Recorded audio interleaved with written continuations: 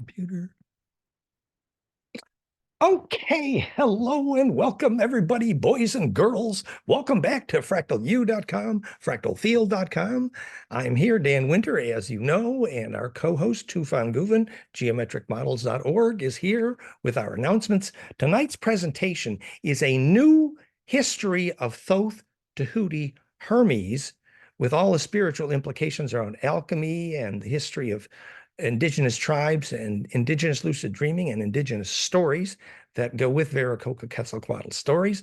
So it's actually, I have some of the most complicated lecture notes I've ever had in my life for tonight's conversation. Let's hope I get this together. Anywho, but first, we're going to have some announcements. Tufan, would you like to? Sure. Hi, everyone. This is Tufan.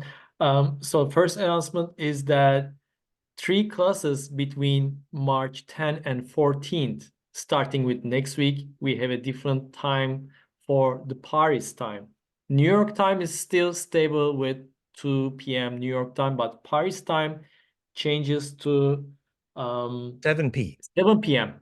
7 p.m. Paris time for 3 classes only, which are Bodies, Mind, and Vedas presentations.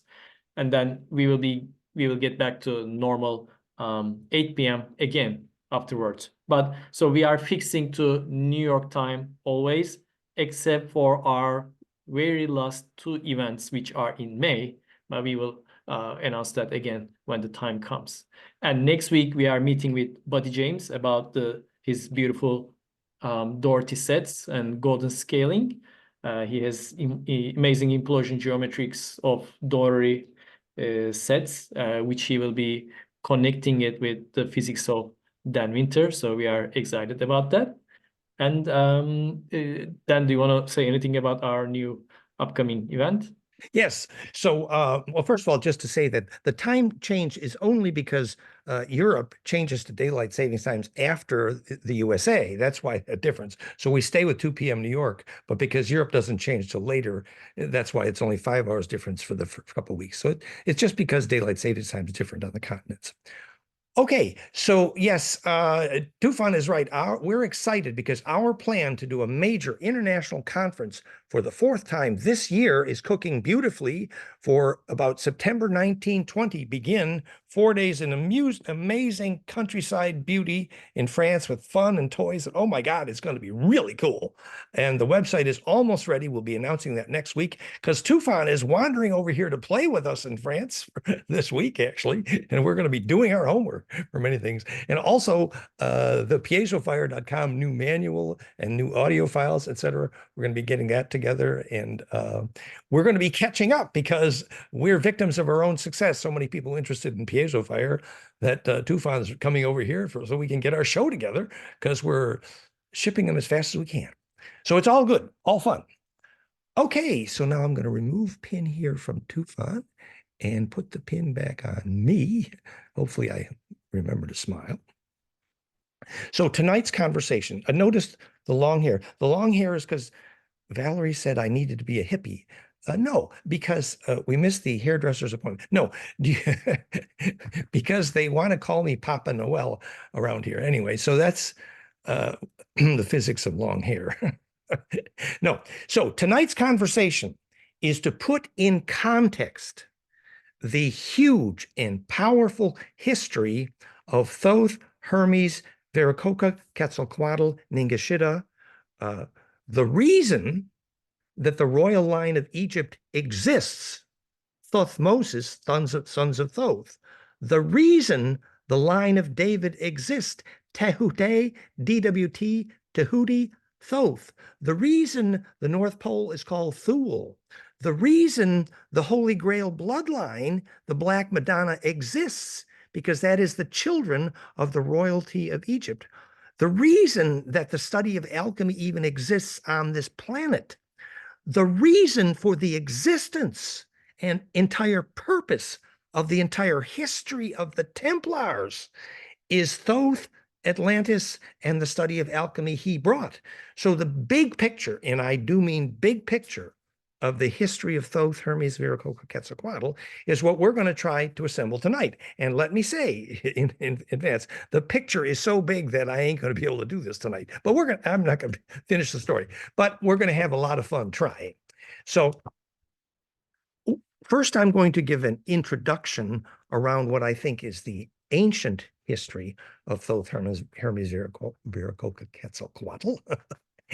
And then I'm going to tell a personal story about tribal memory, which I hope introduces why Thoth, under the name Virachocha, Quetzalcoatl, was so focused on the indigenous tribes who obviously had a soul. And what did that mean? And why was that so central to the focus on this planet of having the human condition grow up into what they called Adam Kadmon, or the ensouled condition? So why were the indigenous peoples so important to Thoth at the same time indigenous peoples were consistently murdered throughout history by Western culture? Because somebody knew where there was coherence in ancestor memory, and that was the central theme of their Virachocha Quetzalcoatl, and that will lead to our story tonight. So I do think in terms of the Thoth history, we had been studying the Templars with William Buehler for so many years, and whose only author for almost the entire story was Thoth Hermes, actually. But I have to say and honor here Elena Danana, I believe, added to the context of the history of Thoth recently when she said, with her sources and contact with Ea Enki, which I think is quite real and powerful, that historically, the reason Thoth, Hermes, Enki, Virachocha, Quetzalcoatl came here in the first place, I found this fascinating. So here's the context.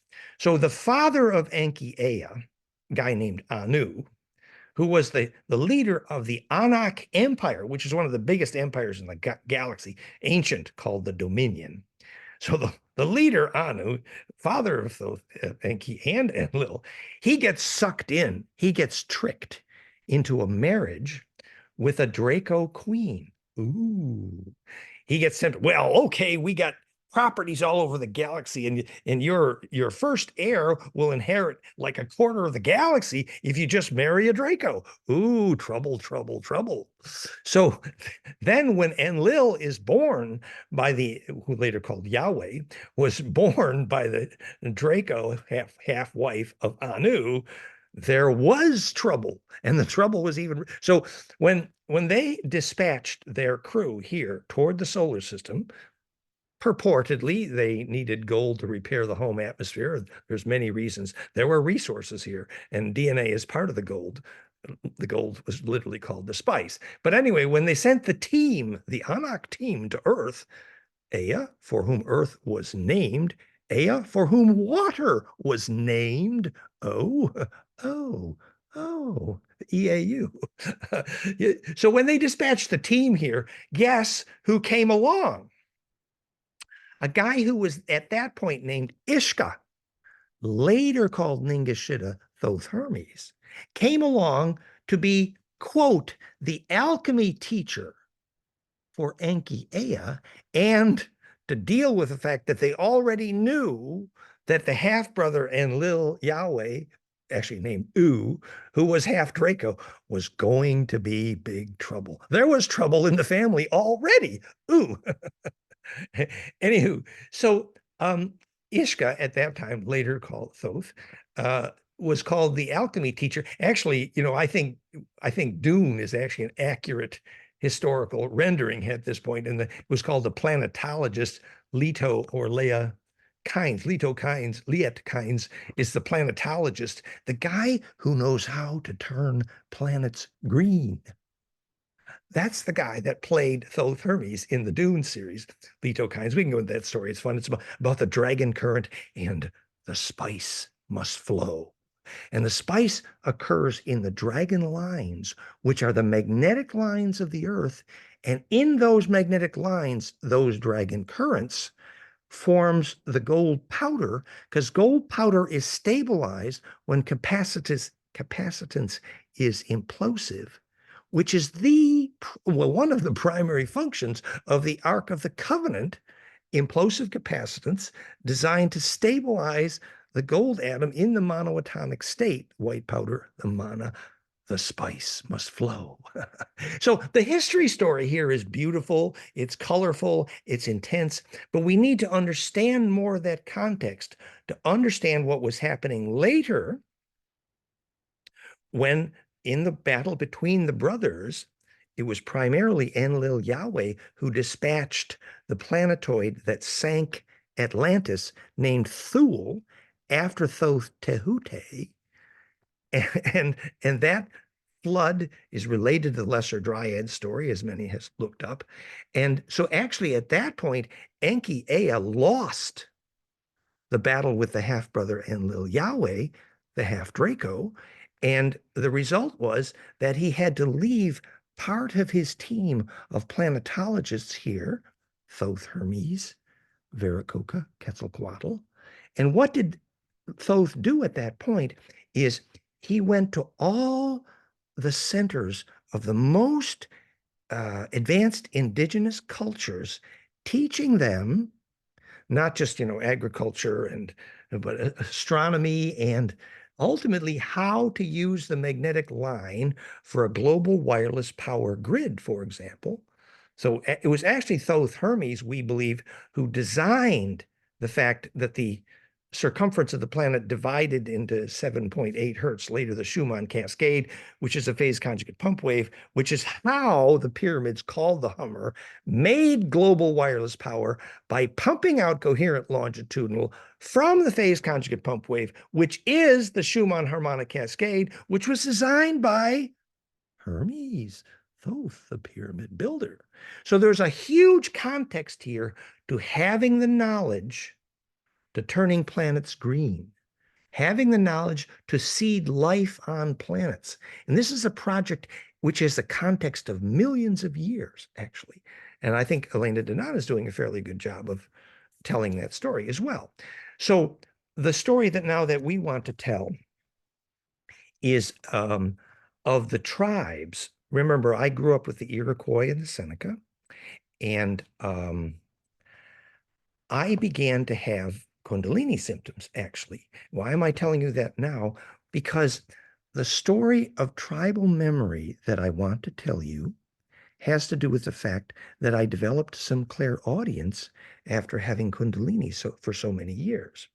Now, the clairaudience is how I learned that we were living on Cherokee sacred burial ground at our community circle of life in Waynesville, North Carolina. And I learned that we were living on Cherokee sacred burial ground, literally the Trail of Tears. And by the way, the Cherokee name for the Ophanim ancestors, Adawi, is something I later learned. We were studying the Ophanim story with Vincent Bridges and Terry and everyone. So that set a context for me to understand how my clairaudience was evolving. Remember, my clairvoyance is poor and my clairaudience is undisciplined. So I don't claim to be an expert at this. What I do think we understand better now is the physics, the science. And that's why I want to tell you a little bit about how I noticed that I could hear ancestors.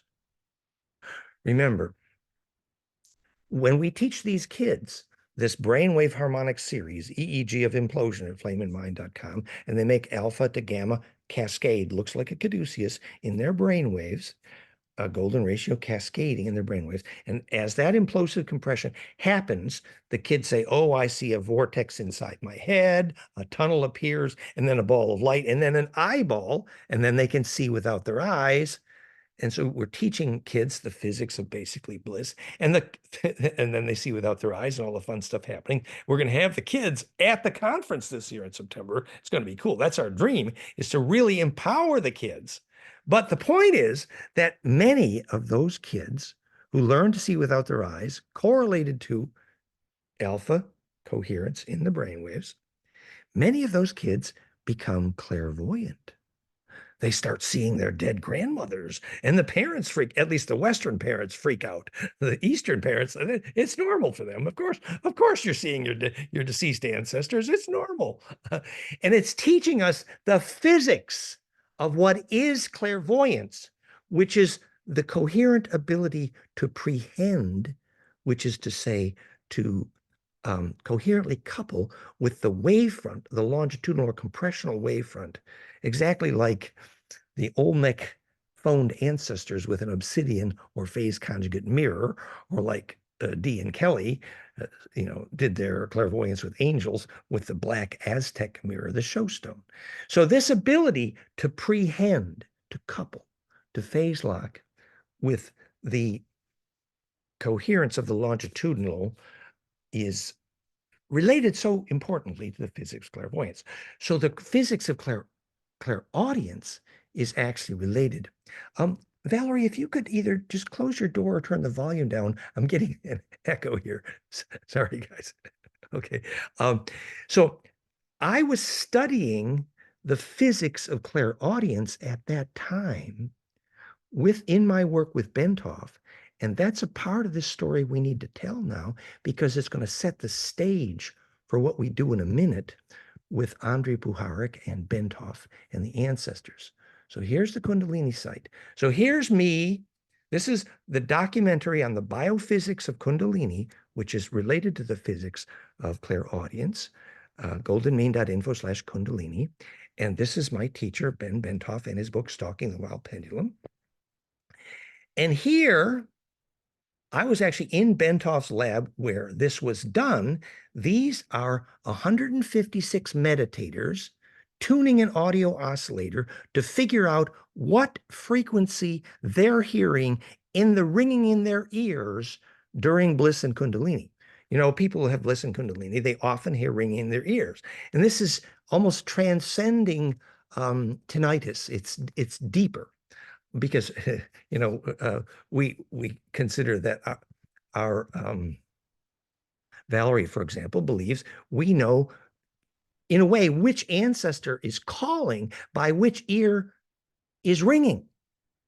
And so here is our study showing that the harmonic cascade of the ringing in the ears from bliss and Kundalini, and my ringing in the ears was intense for years, and it still is. And here is the driver for those frequencies. This is the low frequencies of the sacrocranial spine liquid pump, which fit exactly, again, my equation, planckfire.com. And that's called a phase conjugate pump wave. And that's driving here this phonon wave up into the ventricle liquid horns and focusing that phonon which is a sound wave traveling a liquid called phonon, which is also piezoelectric, and it's focused like a lens on the pineal pituitary complex and the beginnings of clairaudience. Now, there's one more thing I need to mention here, and that is, and I'm not going to bring up the slide on that right now, but at the same time, when Bentov was on the opposite side of the Arab-Israeli war with Andrei Puharich, I was also studying with Andrei Puharich, who had developed the physics of clairaudience unknowingly when he developed a piezoelectric transducer, which he fed a phase conjugate pump wave in bone conduction, like bone conduction headphones, which would then piezoelectrically drive the bones behind the ear to enable deaf people to hear. That's what Bentov was doing for a living. I'm sorry, that's what Puharich was doing for a living just before he heard the voice of a guy named Tom, later identified as Atum, later identified as Ea, that became the story of Atum, Tom, which Puharich then communicated to Phyllis Schlemmer, who then communicated it to the author of Star Trek. So Star Trek was invented because Puharich heard the voices, because he was doing the physics of clairaudience. Now, this was a lifetime arch enemy relationship between Bentov and Puharich, but they both tripped over the same thing indirectly, which was the physics of a kind of clairaudience, actually. Now, why I'm telling this story is because the opportunity to achieve that level of communication with ancestor memory is intimately related to the story of Thoth, actually, because ancestor memory is the substance of what's called God, if you're Aboriginal, and ancestor memory is the substance of what inhabits the longitudinal coherence of the global dragon currents, the earth grid. That's what the songline dreaming tracks are. That is ancestor memory. That is what's called heaven and plains of Sharon and Champs-Elysees. It's the coherence of that array. So the ability to inhabit that array intelligently is literally whether or not you take memory through death. Indirectly is your ability to inhabit that array. And that leads us to our story. Okay, now you understand a little bit, like I began to realize that sometimes I could hear ancestor memory. I heard the wailing of the women from the Trail of Tears of the Cherokee, actually, when we were living on the Cherokee sacred burial ground. And I realized, and then I heard a story of one of my relatives, a second cousin, that had died in the jungle. And it's a long story. Anyway, so then I began to realize that in the process of dying, there's a communication with the dead, which is possible. And I had studied with a guy named Mead who did radio communication with the dead, and it's a bit of a long story. So I became very aware that on certain occasions, you remember the little boy in the movie that says, "I can see dead people"? Well, I can't see them, but I can hear dead people sometimes on my good days, and if I'm focused and if I'm coherent, which is not always. Anywho, so now we're about to go to a funeral with Valerie. So Valerie's perhaps her best friend. Her name is Cleo, and she discovered somewhere about midlife that she had a Romany gypsy ancestors, a lot of psychoactive memories in the family, perhaps. And on one of her trips to Brazil, where she was going, she was studying ancient tapestry and clothing and habits around traditions around how to make sacred clothing, actually. So she went to Brazil quite a few times. And on one of her trips to Brazil, which I didn't know actually at the time this happened to me at her funeral, was that she was met basically at a bus station by an indigenous shaman who said, "We've been waiting for you." And there was a shamanic tribe in Brazil whom they had adopted her. She kind of lived with them for a while. The point was, they told her that you had been part of our tribe for many generations. Now, I didn't know this at the time. So now we're on our way to Cleo's funeral. Remember, Cleo had been here and she suffered greatly from a form of probably Alzheimer's. And incidentally, the Therapy was helpful with her Alzheimer's. She did become clearer. However, it was a short-term help and not a long-term help, partly because probably she lived several hours away, and so we could only do a few sessions. We couldn't do it consistently with her, so we were not able to help her in the long term, only in the short term with her, Alzheimer kind of symptoms. Anyway, so it was sad and a serious thing, and just before she died, Valerie had done a pretty intense ritual with all the friends, with Cleo. It is quite an amazing and powerful story in itself. So the part of the story that I am able to tell is we're there at the funeral, and this story leads to me having one of the most intense bliss experiences I've had in many years, and I've had many. So at the funeral, it looked like a church, but it was actually kind of an art colony. It was a beautiful, natural building. And in the front of the building is the wooden casket they just carried there of Cleo. And Valerie took me up to the front of the church, the art colony, really. And we stood right next to this wooden natural casket. And I felt a very, very, very strong presence. Like even when we had visited Cleo, months or before, she still recognized me, even when she didn't recognize most anybody. It was obvious that, my aura, for some reason, and this has happened to me so many times, it can be a bit intimidating, that the dead person used my aura appropriately, perhaps, to gain the centripetal force to clarify and then be propagated. We know, for example, that we think the therapy sometimes can help release dead ghosts, because when the plasma becomes centripetal, the charge, then the spirit body, the implosive body of the plasma toroid, as it were, can become more centripetal. And that compression enables distribution into the longitudinal array, the physics of releasing ghosts who are still dizzy, basically. So anyone who has a very strong aura, perhaps. Anyway, so I felt this very intense presence. And we stepped back, and I admit I was a little bit dizzy because I felt this presence rather strong. And minutes later, I felt a strong, like the inner guides are saying, "Oh, you got to go." And so I told Valerie, "Sorry, but I have to." And she followed me. We went out the door of the church-like art colony and across, and it was just before sunset. Remember, sunset is the magic moment, like when the birds sing, because of the longitudinal coherence at the moment of sunset, when telepathy works better, when therapy works better, and when the birds sing, because when Agnihotra works, because sunset, sunrise is the moment of more coherent propagation into the longitudinal array. So just before sunset, I was driven out the door of the church, and across the way from where Cleo used to live, there's a special mountain called the Yellow Mountain, Mountain Jeune, I believe. And the spirit guide said, direct her aura into the mountains. It was a very strong voice. And I threw the aura that was obviously, inside me. I threw it into that mountain. I pointed, and even my hair is standing up right now telling the story.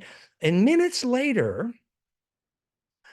somehow I knew that a tribe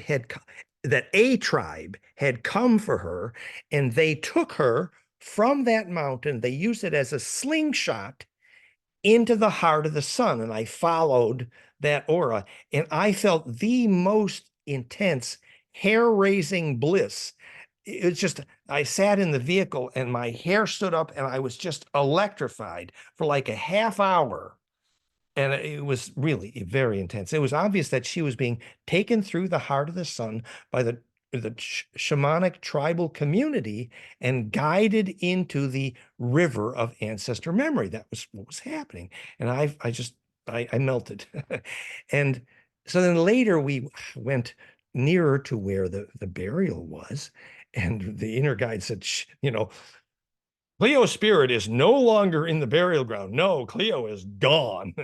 And I was there, and I was still having this meltdown, spiritual, intense experience. And I heard, and I mean I heard, some tribal memory impress extremely strongly on me the word Choleng. Choleng. Now, at first I heard Choleng, Choleng. It's like they wanted me to know the name Choleng. They told me, Choleng, you have to remember that. And I was like scratching my head. What does Choleng mean? Is it the name of a person? What is it? Well, of course, afterwards, when I told Valerie this story, she did some research with her friends from Brazil, and we have to thank Amar. And Amar helped us locate the Choleng tribe. And now let me see if I can do this right. Here's the Choleng right here. Originally, I thought Choleng was Choleng, but Amar helped us realize that exo, like in France, where Marquis Chant's X was pronounced CH, it was the Choleng, Xokleng, the Choleng tribe. Extremely powerful, famous shamanic tribe in Brazil that, like so many other tribes, were basically tortured and basically wiped out in the tragedy of almost all the indigenous tribes of South America. But you have some beautiful pictures of the tribal family there. Let's see if, so you see and I will put the links to the Choleng tribal memory and ancestry here in the show notes. The point was that we learned that the tribal ancestors had the kind of coherence to actually invite the dying into ancestral memory with such discipline and vision that it was, we spoke to the other children in the family, and some of the children in the family remembered the Brazilian connection, but they didn't understand the shamanic intensity of that. So we studied this for quite some time. And in the meantime, another event happened to us, again, thanks to Valerie. So the hero of Valerie and her family is a very famous guy named Jean Mallory, who wrote many books, actually hundreds. This was called The Last King of Thule, Last Kings of Thule. And remember, Thule, Tahuti, Thule is named, we believe, for Thoth. And the reason John Mallory is so famous is because not only did he survive living with the tribes of the Inuit, that he actually developed a relationship with the tribes of the Inuit in such a way that he became the hero of the tribes and later represented the tribes who he actually told him, you can't die yet because we need you to be our voice. And there was a whole series of books in the series called Terra Humane, published by Plon, and there's literally 100 or so books in that series. They're probably the most powerful and famous anthropology work in all of France. And Valerie is much involved with that work, and I'm not as knowledgeable as I should be, perhaps. But anyway, so recently, after we had tried to actually visit John Mallory, and unfortunately he was old. Remember, he lived to be 100 years old, but he's one of the most famous anthropologists in all of France. And recently, Valerie went to his funeral. And again, Valerie comes back from the funeral, and I feel this incredible, she's telling me the story, and I feel this deep, powerful rush. And I had a flash, actually, that he had rejoined his tribe. And again, my hair stood up, and I felt the power of tribal memory. And to give you another example of tribal memory, let's see if I can find this now. It's slide number, it's John Mallory had discovered that when the tribes place their whale bones to make a whalebone cathedral, let me see if I can do this now. So the whalebone cathedral, here. So this is Jean Mallory, and this is Jean discovering that when the ancient Inuit would plant their whalebones almost in the geometry of a church, he said there was a proof that they actually understood the sacred geometry and sacred numbers that's right, that they understood the I Ching from the 14th century. From the 14th century. Thank you, Valerie, for your help here. And so I don't know if you can imagine, there are better pictures than this, but if you can imagine the vertebrae of a giant whale with the bones lined up like a cathedral. Remember, almost all or many of the ancient tribes would grind up the bones of the ancestor because the piezo in the bone would contain the longest wave of memory, and they would drink the bones of their ancestors to absorb the memory. And this is it's called, the island had a special whale memory, and it was called the Baleen Alley, the Alley of the Whales. And there's an island there. It's off Alaska, right? Is it? It's a northeast of Siberia. Northeast Siberia. And so it was the Alley of the Whales. But the point was, this is a river of ancient memory. Now, remember, we were present with Kim Kindersley when he was producing the movie Whale Dreamers. Now let's see if we can, I'm having a real challenge getting my slideshows organized here. Right? But so if you go to goldenmean.info/whale dreamers, let me see if I can get this together. Yes, this is the story of Buna. So here's the whale dreaming tribe. There's the whale, there's the pattern on the whale. And so the film Whale Dreamers, and this is Buna, our friend, this is actually his mother, at goldenmean.info/whale dreamers. And we were there with some of the production team. Well, specifically, our friend Steve Tribeck was the Aboriginal coordinator for the movie Whale Dreamers with Kim Kinderly's, with those ancient rituals and Song of the Seas. And so in the Whale Dreamers film, it's actually how we identified the plasma physics of the whale dream, which is the story of the Nine, which is a film I did with Elena, which is because the whale dream actually has a certain plasma geometry. And all of that is at goldenmean.info/whale dreamers. But in the film, The Whale Dreamers, the tribe is saved from extinction when they realize they can dream the whale ashore. They would, for example, actually enter the mouth of the whale and do dentistry on the whale. There was such a symbiosis. And the tribe's entire identity was the fact they could dream the whales and dream the movement of the whales and have a symbiotic relationship with the whales and the song lines. Now, why would that save the existence of the tribe? And what is the physics of a whale dream?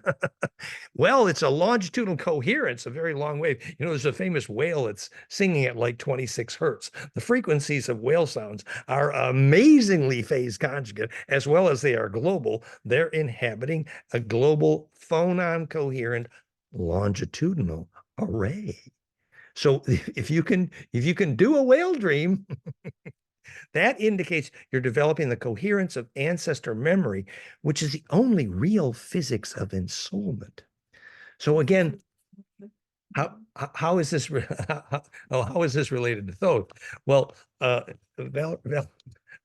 no, but we talked about Star Trek. So the point was that when we're going to go back to the Star Trek story when we return to the physics of the dilithium crystals and warp propulsion, and that's later in the slideshow. Okay, but the next part of the story that we're supposed to tell here, well, first, the analog with Dune, we've already mentioned that there is a real connection to the dragon current, the whale current, the dreaming track, and what was called the spice that could only occur on the magnetic lines of the dragon current, which is the gold powder. And the gold powder, remember, gold wouldn't be stable and therefore edible in the monoatomic state unless it was an implosive environment like the Ark of the Covenant. And that leads us to the intro to our slideshow. Now, the intro to the slideshow, I'm going to use an example. So we just watched a 7-part series, which I strongly recommend, on the meaning of the Templars, Who Were the Templars, by Scott Walter and Tim Hogan. Tim Hogan is the Grand Master of the Templars, and Scott Walter is a Templar and a archaeologist. And thank you to Alex Galvez for introducing us to Scott Walter, and we're planning a conversation, actually, and I think that's going to be fun. And I'm going to use their 7-part presentation from Gaia TV as a theme to try to expand on the science of what developed in Templar memory.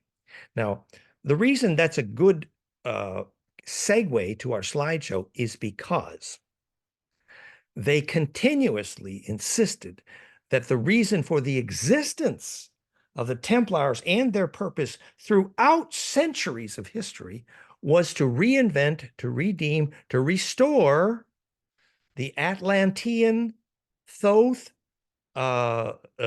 paradise, redemption event, ensoulment in the New World. That's the reason that Thoth was teaching them alchemy.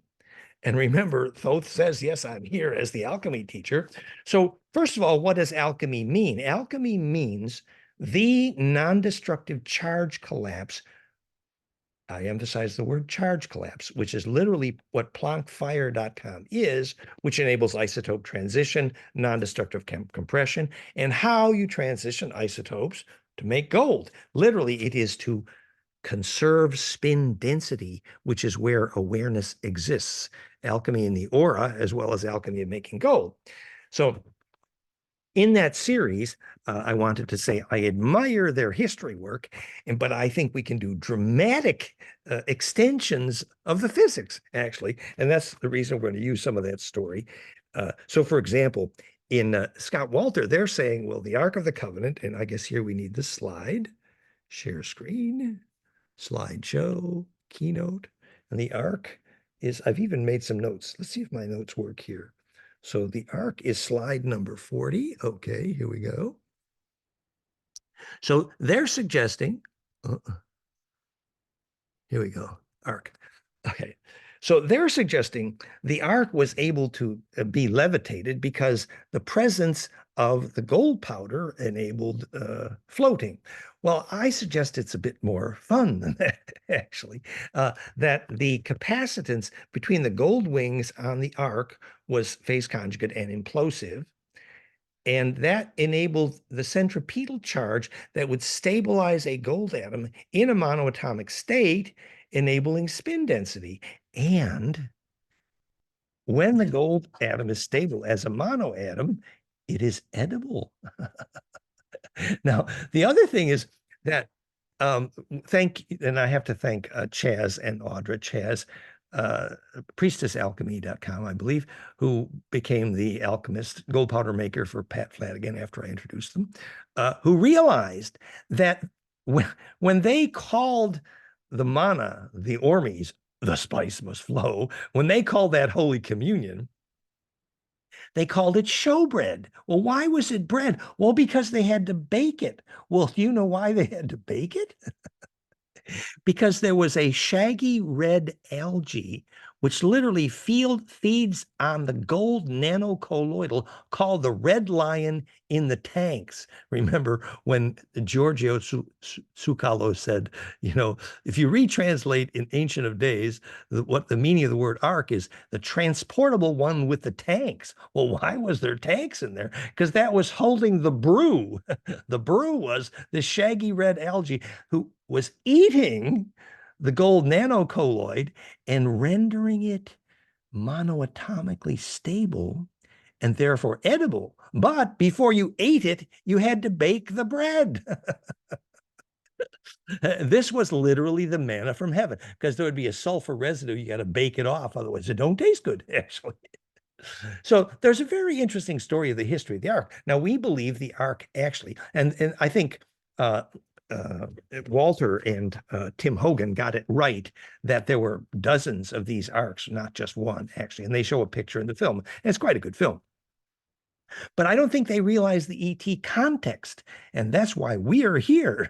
The ET context is we believe the Ark was a Syrian invention purchased by the Anunnaki Empire to non-destructively contain their nukes. The nuclear radiation in the Bible was called, radiation poisoning was called the plague of Azoth, which also means nitrogen. And the plague of Azoth was radiation poisoning, and implosive capacitance can contain radioactives non-destructively, which is why the Ark of the Covenant in Ethiopia to this day causes all the custodians to die from radiation poisoning, because actually the Ark was a device to hold the nukes. Remember, the Anunnaki Empire, to sail through the Van Allen belts. And there's more to this story, because Van Allen belts were used in part for a quarantine to prevent them from coming in and out at the time. And there were some frequency generators in the moon, Med says, which were, by amplifying the Van Allen phenomena, were preventing the coming and going of the Anunnaki Empire, thus enforcing a quarantine. But that's another story. But what is clear is that the Anunnaki at that time, not now, but at that time, they couldn't get through the Van Allen belt without nukes. And this is pretty clear in the Sumerian, I think. Anyway, so to have a device to hold the nukes, you needed an implosive capacitor. Orgone is really not the right term. Orgone is a word used by people who don't know what implosive capacitance is, actually. But so you got a super dielectric in the acacia, and you have the gold layer, and the alternating layer conductor, non-conductor in golden ratio proportion creates implosive capacitance. And that's centripetal enough to stabilize also gold in a monoatomic state. And that place was called the Mercy Seat. And in that ark, there was a plasma that would enable the inhabiting of the Anunnaki, in this case, probably Yahweh, actually. He used this for the propagation of aura. There's a whole technology here that involves what aura inhabits. So anyway, we don't think that just putting gold powder inside the ark is what made it float. No, we think the ark was a device for making gold powder, which was the primary cottage industry for making money for the Essenes at the time when Akhenaten probably changed his name to Moses and became a gold powder cook. The books on the origins of the Essenes out of Egypt by Ahmed Osman is pretty clear that, remember, the bloodline of Thoth, which is the name of the royal line of kings of Egypt, is also literally the genetic origin of the Essenes, the Joseph and Mary story, which becomes the Black Madonna story, which becomes the Holy Grail, which is literally the daughter of Thoth. You see, so then I was working with William Buehler for so many years, teaching Templar history, and the Templar history, and I'm going to show you now, the website of 20 years of work with William Buehler. I can find it. Here we are.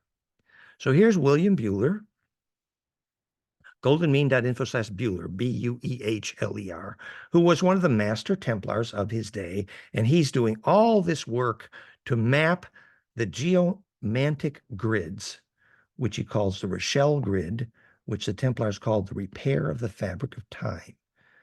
And it's interesting that William Buehler said, you know, Thoth is not only the author of most of this work, they said that Thoth is like a member of the family. And so the graphics from this book, here's some of the grid geometries of Europe. This is the places named Mary around. And this is the grid geometries in North America, the Pent grid and the El Dorado maps. And this is all related to the Templar agenda of the repair of the fabric of time. And so the repairing of the grid geometries, this is the major line through Malmo. No, I'm sorry. What's that famous island there? North of. So this is Arthur's Seat in Scotland. And this is what he called the Rochelle grid here, literally 2 hearts. And so this restore of the grid is the Templar work and the Thoth work. So you can find this all at goldenmean.info/Buehler. Well, if I go back here, the initial graphic review. So this was Lindisfarne, Lindisfarne. This was the Astara grid called Urmaga of the restore of the fabric of time, they called it, for Europe, from the ancient Templar wisdoms. And so this is a very, very elaborate study in the Templars, which they identified directly with the history of Thoth. Now, let's see if I have the El Dorado website. So yeah, here, when Scott Walter says that the Templars says we were bringing the treasure of the Templar for the restoration of the new Atlantis to North America, literally the United States, and tells the whole Ben Franklin story. I don't know if they realized the role of the eagle in Pennsylvania. So this is a map of the center of Pennsylvania, and this is the eagle's head on the Appalachians. And this is, yeah, and here's the actual colored soils map of central Pennsylvania. And the eye of the eagle here, named Oriole in Pennsylvania, is where the shaman took their initiates to learn vision, actually. And this was called the Seven-Notch Seven Valley of the women in the wilderness history, which was an attempt to bring the new Atlantis to North America. And this fits into the other stories from the Newport Tower. And so the relationship of the spiritual destiny of the Americas, let me see, we'll tell more of later, but at that time, I had stayed with Secret Teachings of All Ages author Manly Hall, who his wife, Marie Bauer Hall, believed had been murdered. And I stayed with her to help her at that time. And they were teaching about the secret destiny of the Americas, the Bruton Parish Vaults, which they believe was the proof that Bacon was Shakespeare, which was really the proof of the Templar agenda, which fits later with now what Alan Green is teaching about the real Shakespeare, which is actually the memory of the spiritual destiny of the new Atlantis in the New World. Anyway, and part of that story I had written up in this, it's called The Tantric Swoon of Magdalene, which, remember when the Templar story, even as Scott Walter tell it, begins with Bernard of Clairvaux, in part, having a lucid dream, being approached by what apparently is a Black Madonna, showing him where to locate the Gothic cathedrals on a map of Europe, which became, they found that the Gothic cathedrals are a map of Virgo on Europe. And the Black Madonna came to Bernard of Clairvaux in a dream and told him where the cathedrals should be, which turned out to be at places where there's a magnetic line cross called a cistern, the Jed uprising of the underground water, later called the Cistercian abbeys, which were a magnetic map on the land of the stars in the Tantric Swoon of Magdalene. And there's a book on this, and you can read about that at goldenmean.info/Magdalene here. The point is that here's some of the star map information, that the dream of the Madonna was the restoration of the grid of Earth as a map of lens projection back into the stars. And when Magdalene had a tantric swoon, the body of her lover Christos was the body of the stars. Meditate on that for a moment. See if you can figure out what that means. Well, in short, the Templar history was an attempt to restore the ability for what we would call ensoulment, related to what Enki calls Adam Kadmon, which is the possibility of the waveguide of genetics to inhabit a larger body, literally soul. So practically at the moment of death, if you're on a magnetic cross, in a magnetic grid, with your attention coherent, the synaptic array that you were inhabiting, which is a longitudinal coherence, it's literally a hologram inside your head. You are inhabiting an array now. Absolutely. It's literally a net of fireflies. Well, when you die, you must learn to inhabit a larger array. Call it lucid dreaming, call it coherent longitudinal interferometry, which is my preference. But basically, the longitudinal coherence that indicates you can lucid dream, measurably triggered by implosive harmonics, Planckfire.com, that longitudinal coherence, Ba from the Ka, Kesjan body, rainbow light body, is what you can take with you and become centripetal and thus inhabit a larger array, the nodes of the bigger grid. And that skill, which most people would call ensoulment, was available to those DNA, those whose blood, whose DNA was coherent enough to implode, called the Holy Grail. Which is the bloodline of Thoth, obviously. An indicator, for example, was the presence of Kundalini, which caused Lucifer, the horns, or the horns of Moses, is the ventricle liquid cornu, the horns, which would phase coherent when the phonon was coherent in the Kundalini phenomenon. So the enabling of Kundalini is literally an indication of the presence of the Grail bloodline, because you're obviously able to propagate largely much more powerfully into that longitudinal array. Well, have I successfully introduced anything? I don't know. We're trying here to set a context for a big picture. The big picture, remember, is Enki gets here, and he's been paid by his Draco family, the Anu, to do the cloning to make gold mining slaves, which is relatively boring and probably depressing. And then he discovers, oh, there's 22 extraterrestrial species who planted seeds in the DNA here. And the blood is based on iron instead of chlorophyll, called Adam. I mean red, I mean Adam, the Adamic race. And the iron in that blood means we're going to be able to hold more lightning in this blood than he's ever seen before, which means potential. We could cook this DNA up into something very valuable. In fact, earth-shaking, quite literally. So he comes up with a plot and tricks the Draco who are paying him just to do cloning to instead cook up something far more magical. And he gets his lead alchemist to set the stage for a condition where humans could evolve to become extremely psychokinetic. Remember, everybody agrees, Elena Denon, they all agree, the galaxy is based on trade. It's simple. Everybody's just trading out there. There's a few wars, but basically it's trade. And what is the most valuable item in all that trade? DNA. And what's the most valuable item in the DNA is the ones who have a soul. Why did the Greys and the Dracos pay the ones who tricked MJ12 to only abduct those with indigenous blood? They were after the lucid dreamers. Why? Because they knew the Grail, the implosion in that blood was big bucks. I mean, high leverage. I mean, high value. I mean, tornado steering.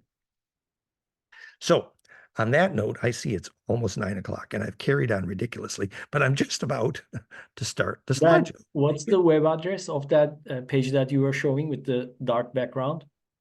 Yes, that it was the Magdalene, the tantric swoon of Magdalene at goldenmean.info/Magdalene, which was a part of the Earth Heart book, which Vincent Bridges edited.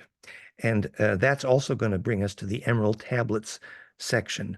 So the conclusion of this show is the slideshow, especially focused on the Emerald Tablets, which were discussed recently by Elena Denon and also discussed recently by Scott Walter and the Templar history. And so that has led us to our slideshow. And hopefully this will be thematic enough that we can follow the theme. So this is a new history, a new way of looking at the history of Thoth, Hermes, Virachocha. What were they here doing, trying to create soul in the blood? This is the new t-shirt for plankfire.com. Remember, there's prizes. If you send us pictures of kids wearing this t-shirt, we send presents to you. Dear science teacher, the reason you are creating a generation of soulless Borgs, soul, hint, Thoth knew about that, is because you don't know why objects fall to the ground, and therefore why anything is electrically centripetal, like fractal charge implosion, like life force, gravity, seed germination, sacred architecture, and consciousness, and how you get a soul. So if you can't teach why objects fall to the ground, obviously you are going to be soulless. So read plankfire.com and let's have no longer soulless science teachers. Hello, this is our t-shirt for the day. Okay.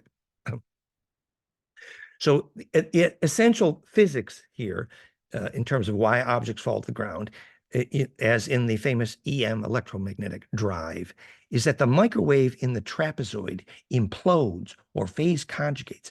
And at the centripetal point here, down the throat of that vortex, the transverse EMF is squeezed and spits through the nozzle of the squirt gun and emerges as longitudinal EMF, the only physics and stuff of gravity waves. So when the longitudinal EMF is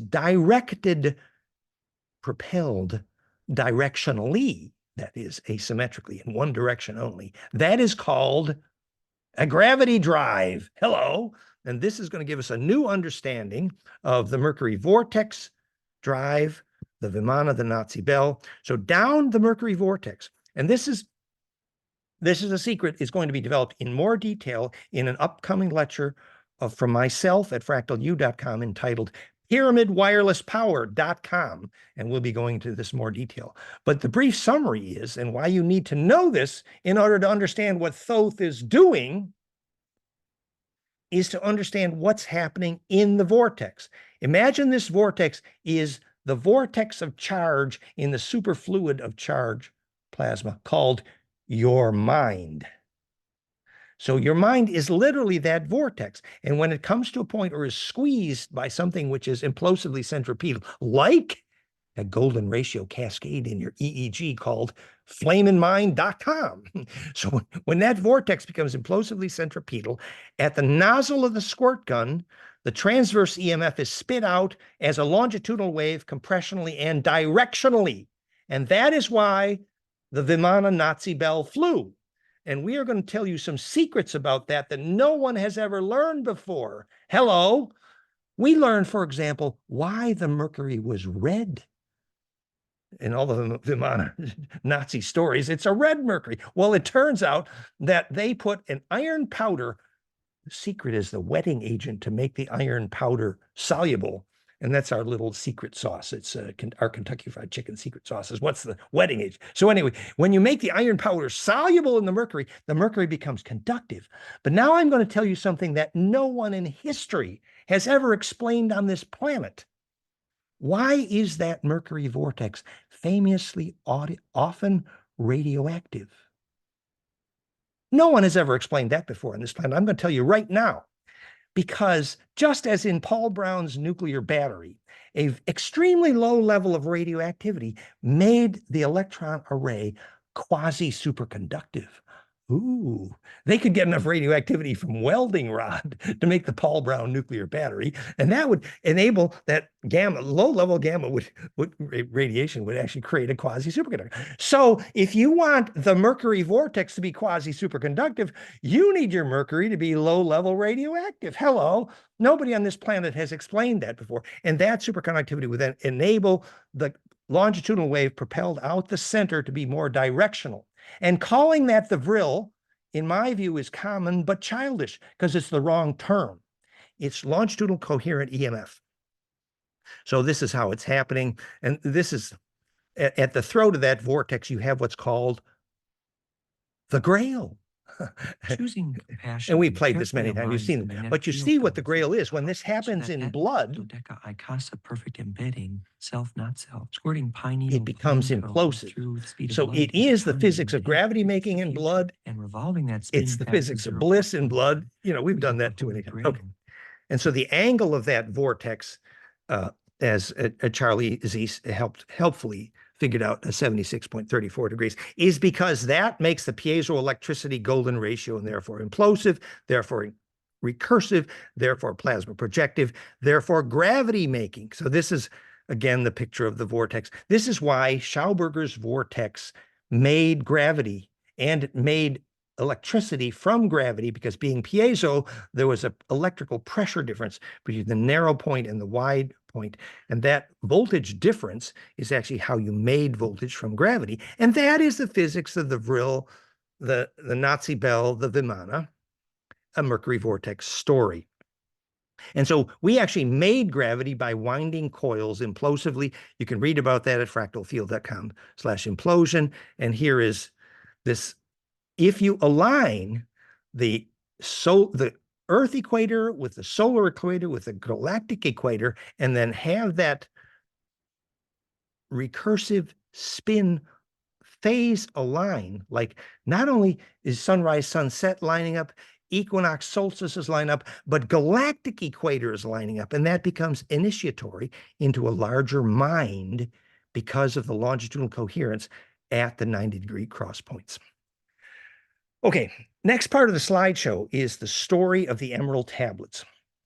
I think Elena Danaan made a major contribution even recently here, explaining what the Emerald Tablets are doing in Enki's library aboard Nibiru in the orbit of Saturn and Jupiter. That the Emerald Tablet was actually basically holographic library of memory, but as it's been recorded on Earth, Thoth's, it's called the Emerald Tablets of Thoth, that the Emerald Tablets were one of the most famous alchemic texts in existence and root of much of the Templar wisdom.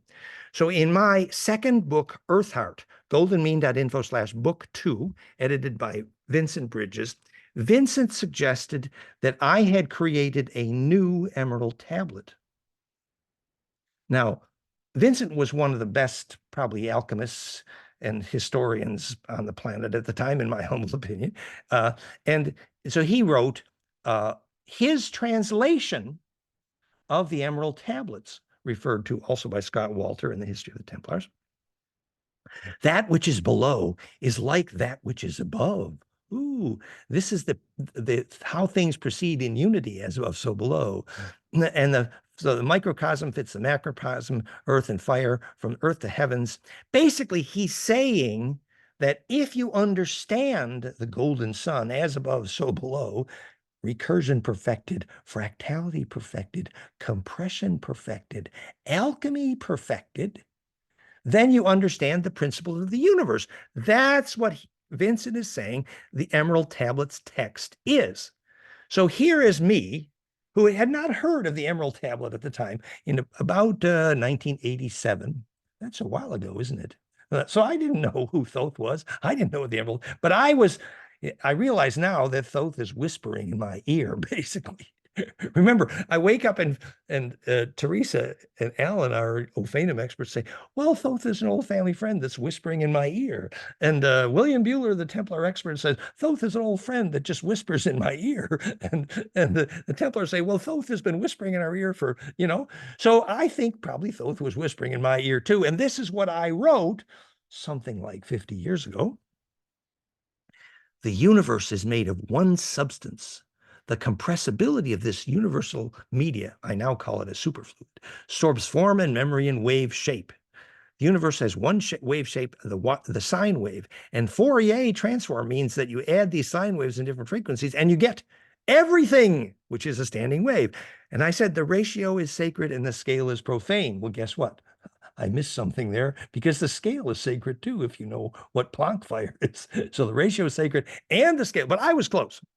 And then I would say focus is the only medium that creates implosion. Shape is the only thing the universe has to conserve. The only way to conserve shape along the path is to maintain the ratio, the golden ratio. So I'm going on and on. DNA is a four-dimensional dodecahedron. Light, when folded back upon itself, comes to know itself. So then Vincent says, this new Emerald Tablets contains the keys to a vast synthesis of science and spirituality. This is me writing 50 years ago, not even knowing who Thoth was at that point. So I think it's pretty cool. And this was the Tibetan Emerald Tablet. So we think the Emerald Tablet now is actually a holographic memory. Remember, the Magdalene article is entitled The Green Stone. And when planets turn green, they become part of this hologram. And that's a bigger picture. This is just a reminder that if we look at across on the top here is the family name of the main Anak family, Anu, Dad, Enki, Enlil, and Thoth, Hermes. And if you go down the column, you see what that name meant in Egypt, in Greece, in Rome, in Babylon, in Africa, and Christianity. So in Egypt, Enki was Ptah Atun, and Enlil was Amun, and Thoth was Tehuti, which became David. And for example, in Greece, Enki is Poseidon, etc. So this is meaning that the term Thoth had meaning in almost every culture on the planet. Finally here, and we'll go to questions in a minute, but just, I have to tease Scott Walter and Tim Hogan from their Templar series, because they're talking about the fact that the Virgin in the Rocks painting had the son of John the Baptist and the son of Jesus, who they don't know, but we know it was named John Trophime, actually. And Vincent took us to the cave where this painting was designed and had us look out the window in that cave. We were there, in Arles in South France, in our Grail Tour Mysteries. And he took us to the stone out that window right here, La Pyramide, in the quarry at Glanum in Saint-Remy de Provence, which shows up prominently in the painting about the bloodline of John, the son Trophime of Jesus and John. Now, if you happen to know who John Trefime is, which I don't think Scott Walter knew, actually, here's John Trefime. John Trefime woke up in his sarcophagus, not quite dead. And his aura was so strong that when he lifted his knee, it made a knee print in the platinum stone at the top of his sarcophagus, his casket, his grave, and he melted that stone with the shape of his knee print, which a Roman legion carried around for decades, later named the Grail Platinum. The origin of the Grail story was how he melted that stone, John Trefime, and the Essenes know how he made the aura to do it, exactly like a few centuries earlier, Padmasambhava melted the stone with his hand in Nepal.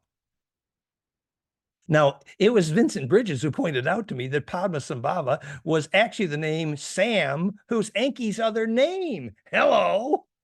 Who's doing this stone melting with their aura anywho? And how do you get an aura strong enough to melt the stone? I think it's plasma physics, and I think there's a hygiene here, and there's some very fun clues about how you get a soul. Anyway, so the other thing that Scott Walter mentioned in the Templar history was Fulcanelli, which Fulcan, as you probably know, means volcano. But the thing that Fulcanelli is actually famous for is that the sequence of glyphs on the cathedral walls, external to those walls, was actually the symbols of how to do alchemy. And if you do put those glyphs one above the other, in ancient architecture, this is called cyma erecta and cyma reversa. Not too many people know about this, but ancient architects do. And you know what that is? That is the fact that the shape of the carved stone on the surface of the sacred cathedral is actually a microwave guide. Actually, it's Bob Dratch who showed me that the insects navigate by the microwave guide in the stone carvings on the pyramid walls. Why? Because insects are microwave antenna. And this might get a little too deep for you, but I was there when Bob Dratch measured the microwave adenosine diphosphate, the ATP microwave, 1.91 angstrom, and when he scanned for that, which is the ultimate Kundalini scanner and could replace every hospital scanner on the planet if the U.S. military hadn't stolen it from Bob Dratch shortly after they stole GPS science from him. But anyway, so if you scan for that microwave on the spine, it's the ultimate Kundalini measurement tool because the density of ADP, adenosine diphosphate microwave in the spine is the waveguide physics of Kundalini and the waveguide of cellular radio. So he showed us with the same microwave antenna that you could scan the horizon for the same microwave and prove that the Earth grid was profoundly symbiotic to cellular microwave, the real physics of telepathy. Anyway, the microwave guides then on the cathedral walls as a waveguide. Cyma erecta or cyma reversa means whether the geomantic charge is centripetally or centrifugally being directed up the wall of the church because it's determining the physics of geomancy. It's quite a fun story. So just kind of wrap this up just a little bit. So I think one thing I suggest we meditate on recently when Elena Denon is explaining that after the Andromedans helped install the hollow metal artificial moon to restore orbital stability probably about the time of the Lesser Dryad, after basically the Federation tried to nuke the reptilians out of here, and they failed, and they messed up, and Mars lost its atmosphere, Tiamat melted. It was colorful. Anyway, the moon they installed had consciousness for a propulsion motor. And when Enki and Elena are looking at that motor, they say it looks like an astrolabe, like a series of concentric rings, which are circulating plasma implosively. And they say that consciousness directly inhabits the propulsion drive motor. It's one step beyond crystal propulsion, the dilithium crystals. Anyway, they had to get the Koldas, which is the part of the advanced culture, partners with the Andromedans to advise them on how the coordinates work to reinstall the consciousness in the propulsion drive motors, which is at the center of our hollow metal moon. And they said the Kuldas were the only ones who could teach the Zenate, the Andromedans, how the moon worked, which has the same kind of drive mechanism at the center of Nibiru, which Enki Ea currently inhabits in the orbit outside Jupiter and Saturn. Interesting how the name Kuldas here, the Kuldassians depicted by looks suspiciously similar to the Cardassians in Star Trek, which they learn from Andrea Puharich in Star Trek. It's just a colorful story. But you see, the point is that the advanced cultures know how to make artificial planetoids. And this becomes just a closing note on trying to optimize the physics. I suggest that when Elena Danaan uses Dan Willis to teach the physics of crystal propulsion, that their physics is sadly incomplete. And that problem in the understanding that physics came directly from Marcel Vogel, who I think I probably knew better than Dan Willis. And the essential Marcel Vogel problem is right here. The Marcel Vogel crystals do not have parallel sides. Now, if you look at the implosion crystal, this was called Koski-Frost crystal. The Koski-Frost crystal, 800 times its own weight in gravity making, and use a phase conjugate pump wave to pump it, to implode it. And this is well documented. You can read it, the whole book by Elizabeth Bill Donovan at fractalfield.com/propulsion. The point is that this crystal cannot be driven with a single frequency, which is what Dan Willis had suggested incorrectly. So those like Marcel Vogel who do not know what a phase conjugate pump wave is, attempt to artificially create an implosive heterodyne cascade by making the side walls of the crystal not parallel and therefore being implosive. Marcel Vogel didn't know what a phase conjugate pump wave was. I actually was with him there in Toronto when he was using that crystal to control. We have polygraph connected to the plant, and the plant was responding to the crystal. And Marcel Vogel was able to get the crystal to control the metabolism of that plant, and we measured it with a plant polygraph, which is just like GSR, actually. Point being that what is naturally intended to allow you to be the implosion, to drive a crystal, is this phase conjugate pump wave harmonic series, which is the physics of the sacrocranial harmonics, what drive Kundalini. And obviously the low frequencies in the spine liquid pump are exactly my equation called PlanckFire.com. So the low frequency spine liquid pump driving Kundalini is a perfect phase conjugate pump wave. And if you can make that inside your body, then you can use a real crystal and implode it and make a longitudinal wave out the tip.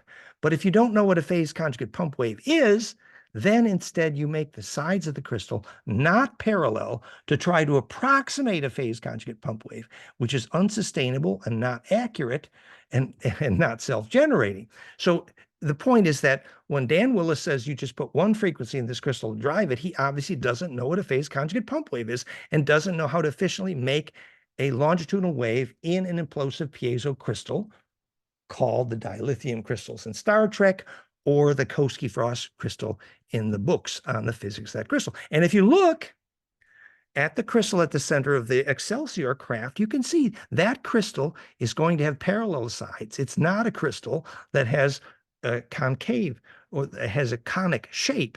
No, as this crystal did, and as the real Atlantean fire crystal did. So you need to understand how that gravity is made in the crystal. And we're going to go in much more detail on that in our Pyramid Wireless Power talk, showing how this harmonic cascade of the Schumann cascade is pumped by the pyramids into the longitudinal array that makes global wireless power. So this is a little section on how the insect skeletons make gravity, and we'll do that in the next lecture too. And this is showing how these wormholes work. But I see it's 9:20 and we're a bit out of time here. So we're gonna finish the science section here in the lecture, Pyramid Wireless Power, a future lecture at FractalU.com. In summary, have we retold, have we made a bigger picture out of the history of Thoth Hermes? Have we hermetically sealed this into a caduceus, the Grail? We have seen that the big picture here is about pure principle. And we're only using the personality stories as a teaching tool to learn pure principle. We're avoiding miracle worship, we're avoiding personality worship, and we're being empowered by the understanding of pure principle, which is absolutely immortal. So I hope you enjoyed this little introduction to the new history of Thoth Hermes. I hope that was fun for you. And Tufan, do we have any fun questions? Yes, we have a couple of questions. I'll start with Maura's questions. So first one, do you think that the order of Dune was remembering or hearing the song lines? Likewise, George Lucas. The order of Dune? I missed the first part of the question. The order of Dune. The order. Oh, the author. The author. Oh, the author of Dune. Oh, yeah, the author of Dune. Sorry. What do I think well, the author of Dune, Frank Herbert, was obviously tuned into Anunnaki history in great detail. Leto Kynes was obviously Anu, and Muad'Dib, Paul Atreides, was obviously Enki. It's absolutely clear. And Enki and Muad'Dib, Paul Atreides, wakes up to find out his real dad, Harkonnen, is half machine Draco. And Harkonnen wakes up and he needs suspensors. He needs an electric field in order to prevent aging, which is exactly the story of I will raise Hashem unto the Lord for the Draco who got here and catastrophically started aging because they had lost ensoulment. So the story of Dune has an amazing amount of real history for sure. And in the question, did you say, and compare that to what was the second part of the question, Tufan? Hearing the song lines. Yes, exactly. The song lines in Dune are literally the dragon currents occupied and inhabited by the sandworm, and the byproduct, the metabolism of the sandworm, literally a dragon current. You should read the book Dragon in the Ice Castle by David Yarrow, my friend. So the songline dragon current literally comes out of the earth and flies. So the byproduct, the metabolism of the dragon current is the spice, the gold powder. The spice must flow. Now, if you understand indigenous wisdom, you do not remove the gold from the soil because it's enabling the earth grid to be conjugate and fractal and centripetal. And if you remove the mineral and it's no longer enables a magnetic line to be inhabitable, your climate would go into chaos. Does that sound familiar? Continuation. Are you saying the pyramids are what create the green on the planet, or the pyramids balance it? What are the pyramids doing now? The green was there before, wasn't it? Why are they tuning? Free energy or what? Is it like the Akash network generator for the song lines, creating a grid of communication? What and why were they tuning the earth? So the Akash is a name for the longitudinal array. The pyramids, by focusing the Schumann harmonics, which are a beautiful phase conjugate pump wave whose harmonics are literally PlanckFire.com, by focusing the phase conjugate pump wave to a vertex node and squeezing out the transverse inertia out the tip, the nozzle of the squirt gun, the point of the pine cone emerges as longitudinal coherence pumped into the array of the earth called global wireless power, which is why the pyramids were called the Hummer and are literally a gravity diode. And if a planet is losing its atmosphere, you need gravity diodes really badly. You got to implode that transverse into longitudinal coherence to make an array, which is centripetal and therefore stable if you want to hold atmosphere. This was called planet taming in the book 2/3 by David Myers David Percy. And this is a plan literally to hold atmosphere on planets because it's a tightrope. Got too much gravity you can't have life, but you'll have some atmosphere. And if you have too little gravity, you can't have atmosphere either. You got to have a little tightrope there, and you need planet taming to do it, which means tuning the grid on the surface with gravity diodes called the Hummer or the pyramid. That whole story is at pyramidwirelesspower.com. And absolutely, that coherent longitudinal array that's being pumped into coherence, then you can pick up that gravity wave coherence, a longitudinal node at the nodes using things like the Ark of the Covenant. Did you know that the Ark of the Covenant doesn't work unless you plant it at an Earth magnetic grid line cross point, which is why the Templars at Sintra know, which I don't think Scott, I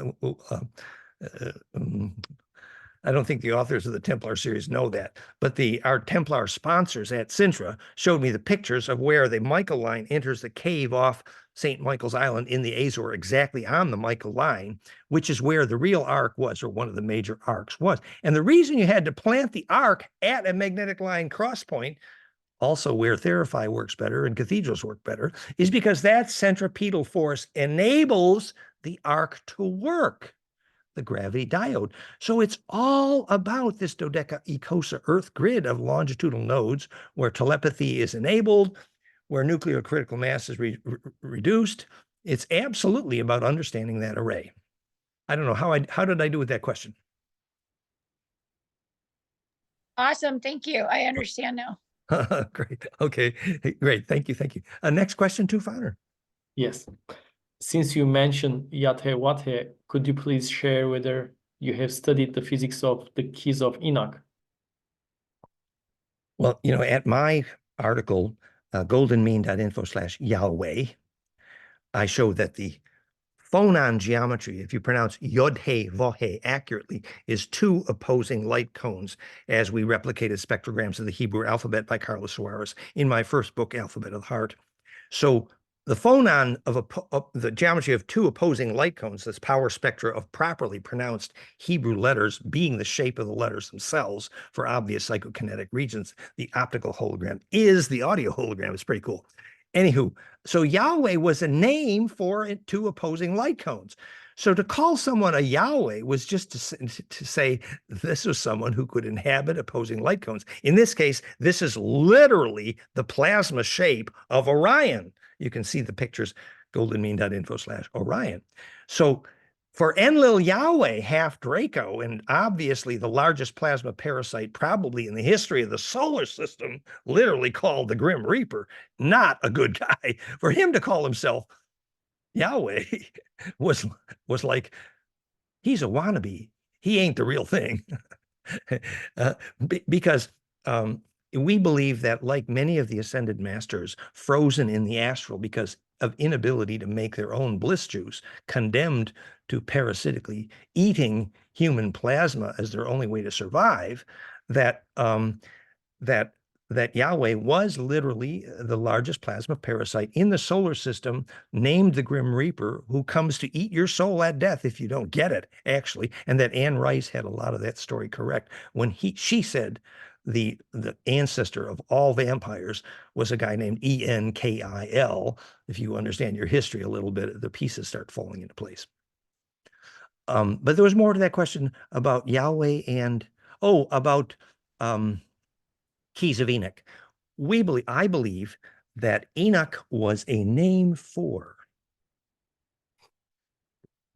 one of the most advanced genetic experiments of Enki Ea, who was then,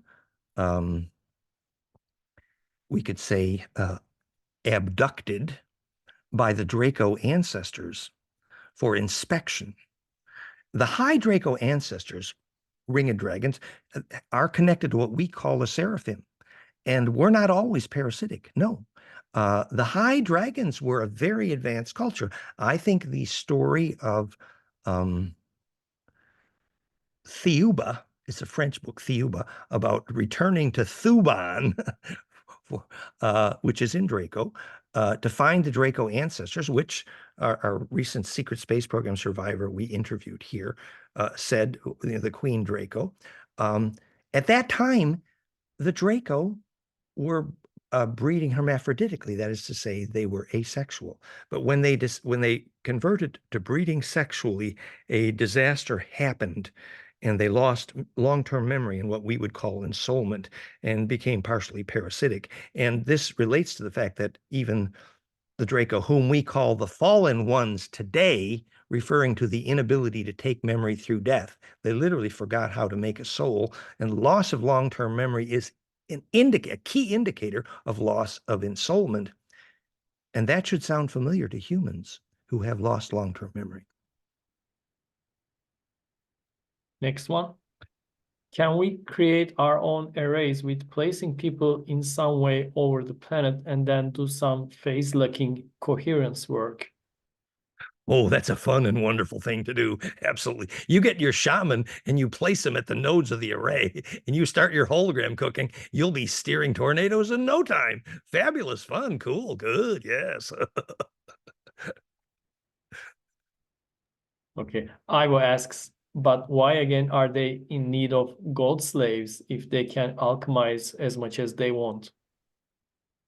Well, specifically, we believe at that time they weren't able to alchemize their own gold powder, actually, to make their own gold. Now we know that temperature and frequency to convert copper into gold, for example, and many with transmutation is now we understand a lot more of that physics. But at that time, they were desperate for gold, and you can restore atmosphere in part on a planet. I think Sitchin got part of that right, using gold, because obviously it's so phase conjugate. And if you distribute it in an array, that grid will become more centripetal, and you may help retain atmosphere. Absolutely. And so they were desperate for gold at that time, not now. And so, of course, mining that gold was a pain in the ass, and they wanted slaves to do it. And they thought we just were slaves here, but Enki, he saw more. He saw a gene pool that could become the vaccine for the Orion Wars. Adam asks, I'm wondering what Dan thinks about Anton Park's theory that the name Marduk was a title that different beings had, and not a name. I'm also wondering if Dan thinks Ea, Thoth would normally be visible to our physical eyes. Well, of course, Elena Denon claims to meeting Enki regularly, very visible. I think Enki at that time did look more like a frog, and the green Poseidon, and that Anton Parks got that picture probably correct. I think Anton Parks' history is fabulous, useful. I highly recommend. I think the tragedy is that Anton Parks seems to refuse to bring his history up to the present by being introduced to Elena Denon. That's all. But historically, Anton, I have that summary very nicely at fractalfield.com, says Zeitlin, Zeitlin, for Jerry Zeitlin. But in terms of Marduk, remember, I think Elena got that very right, that Marduk, the beautiful son of Enki and much loved, was tricked to the bad side and later was named probably Lucifer by Enlil Yahweh, the Draco, purposely to hurt Enki Ea. That's the story. And yes, remember, the Anunnaki changed names probably more frequently than I change socks. And they did it specifically whenever there was an occasion to celebrate. And yes, many, if not most of the Anunnaki names were both a name for an office and a name for a person. For example, Christ, Christos, is actually a name for that which crystallizes, becomes centripetal. So it's a name for an office. Actually, the name Yahweh was a name for those who can inhabit a double vortex light cone. So yes, the name and the title and the shape and the purpose are one, absolutely. But was the name for that title then assumed locally? Was it earned, or was it a wannabe? In the case of Yahweh and Lil, he was a wannabe. He wasn't a real Yahweh because he actually couldn't steer a tornado. No, literally, he's the epitome of soullessness. And that is borne out in when Elena describes the trial of Enlil with Anu after they ejected the Draco from the solar system. So yes, they were names for offices in many cases, as well as names for persons. Mara asks, what are your thoughts about Matthias de Stefano? Is he trying to repair the grid and time, like the Templars? You know, I've watched a few of Matthias Stefano's programs. He's talking about the OOP. What do you call them? OOP? What was it? It's ancient tribes of South America. I think he's a wonderfully sweet guy, highly intuitive, and probably a good shaman, and fabulous memories, and zero understanding of science. And that is a serious limitation, unfortunately, which to some extent describes many of our other, you know, channels of the day. But you really need some science to put this together in an empowering way. But still, Matthias de Stefano, I think he's a sweet, wonderful kind of a hero and a bit of a shaman. In many South American shamans echo the themes he's presenting. Very useful work. Terry has an interesting and very long question. I would like to invite Terry to ask this. Terry, are you there? Teresa? Maybe I'll just start reading. If she's around, she can join. She's probably helping So, Alan. Alan was not feeling well, so go maybe. ahead. All Go right. ahead. Mhm. I have a question for Dan about his understanding of the fall of Atlantis. According to what Dan said in the opening, which matches what has been said by Tim Hogan, it was a planetoid that hit Earth and caused the fall of Atlantis. Ellen and I have interacted with various people who have had spontaneous recall of the fall of a place now called Atlantis. In fact, he has had that sort of spontaneous recall himself. In commonality of the story is that their incredible technology, which easily makes things like alchemy possible, as well as many other things that today we might just call magic, led to a long period of peace and spiritual growth while interacting with ET teachers who had basically genetically engineered them. A movement started that one might call Earth for Earthlings. You may remember that Vincent Bridges also spoke about this and wrote a story about it. One thing led to another, and the incredible crystal-based technology, the same thing that made alchemy possible, fell into the earth. My question, is there room for this interpretation memory with the planetoid impact story?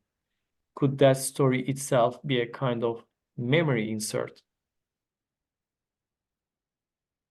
Oh, I'm so glad that Terry was here to ask fun questions.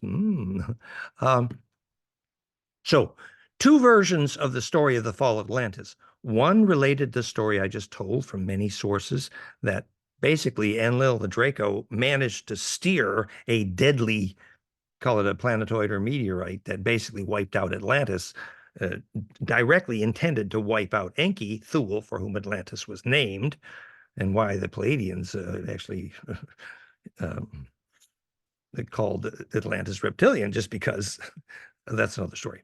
But so the one story is, yes, it was a planetoid directed by the bad guys that wiped out Atlantis. The second story,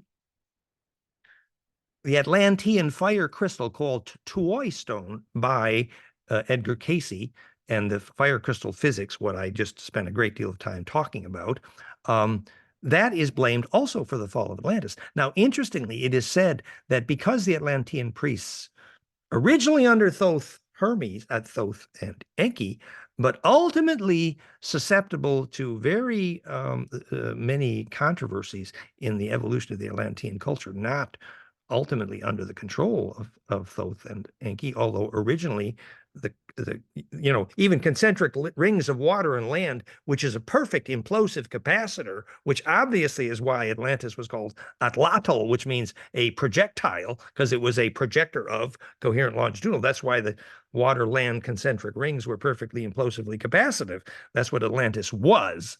And that's a good design, by the way. Enki didn't, and Thoth, that was a good design. However, the fire crystal technology, the Tuoi stone technology, was clearly misused. Absolutely, they're right. We know Atlantean scientists who remember this all too well. Louis Acker, who co-wrote Handbook of Astrology with Francis Lacoyan and friend for many years. Louis Acker woke up from too much LSD, remembered his Atlantean lifetimes so intensely that we did years of project on the Atlantean fire crystal, including meeting with crystal companies in Rochester, etc., doing the fire crystal work. And yes, that crystal was used to enslave people. And yes, that crystal entrained the Schumann harmonics in a way that caused earthquakes. Absolutely, as did Tesla, who did not understand that longitudinal waves are gravity waves. No, and his global wireless power failed because he got the frequency signature wrong and he got the nodal locations for the pickup and receive wrong because he didn't understand the actual fractal array of longitudinal waves, although he was doing plasma projection with longitudinal, which is what Tesla coils do. So anyway, yes, did the fire crystal help destroy Atlantis? Yes. But was the ultimate destruction, a planetoid aimed by the bad guys, the Draco, to wipe out Enki? Yes.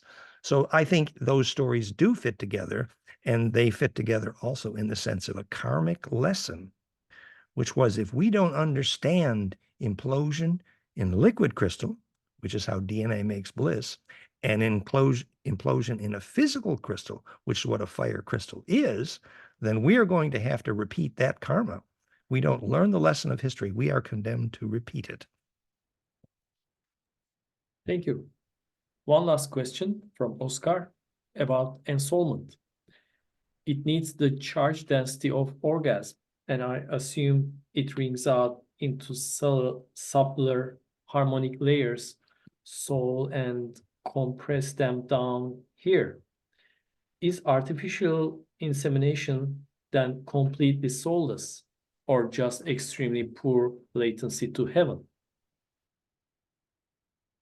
It's absolutely true that the higher voltage of orgasmic insemination is much more conducive to the creation of coherent longitudinal, literally soul, which is why among the ancient Druids, the grandparents and parents are present at the moment of insemination on the wedding bed because their attention helps create that implosion, which ensouls long-term memory. Absolutely.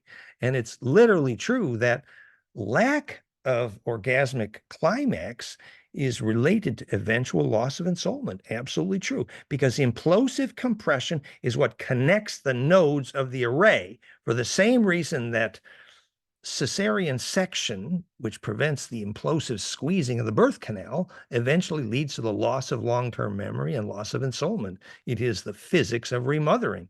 That's why we have to soon understand the physics of how we get a soul, or we're going to create a generation of Borgs. We got to figure this out quick. Thanks, Dan. We finished all the questions. Was that a happily ever after? Not sure. Definitely. I prefer happily ever afters myself, even when I'm watching Lassie episodes. Okay. Well, I hope you guys had fun. Thank you for your questions. Sorry if I got carried away, but we wanted to tell the story of the history of Thoth and Hermes and the Caduceus. And I loved the questions at the end. They were good. Thank you, Tufa. Thank you, Teresa. Thanks, everybody.